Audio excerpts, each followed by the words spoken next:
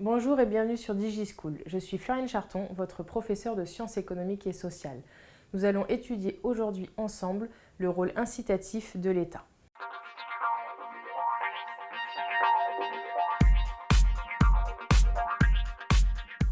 Il faut savoir que l'État essaye d'influencer le comportement des agents économiques. Les ménages certes, mais pas que, les entreprises également. C'est-à-dire que l'État va mettre en place ce qu'on appelle des incitations pécuniaires. C'est-à-dire, l'État va mettre en place soit des subventions, soit des taxes pour essayer d'aiguiller notre comportement. Si elle subventionne un bien, par exemple, c'est-à-dire qu'elle va reverser de l'argent aux individus, aux ménages par exemple, alors les ménages vont peut-être avoir tendance à aller vers ce bien en particulier. Le but sera atteint pour l'État et donc il aura bien réussi effectivement à influencer notre comportement.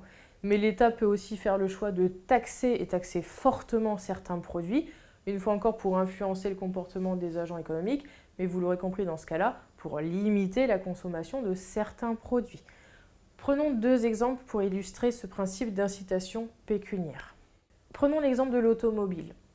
En 2015, l'État français prévoit une prime pouvant aller jusqu'à 10 000 € pour les ménages vendant leur véhicule diesel et achetant en contrepartie un véhicule électrique. Vous avez compris l'enjeu. L'idée de l'État français, c'est d'influencer les ménages pour les inciter à acheter des véhicules peu polluants et répondre ainsi à la problématique environnementale actuelle. Un deuxième exemple, c'est le tabac. En 2015, un paquet de cigarettes s'est vendu en moyenne à 6,80 €. Or, sur ces 6,80 €, 5,45 € sont reversés à l'État. Vous faites un calcul rapide et vous pouvez vite vous rendre compte que 80% du prix du paquet est versé à l'État sous forme de taxes.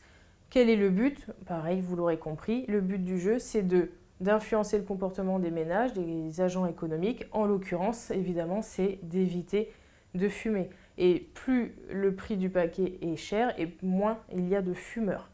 Et donc, du coup, c'est encore un moyen pour l'État d'influencer le comportement.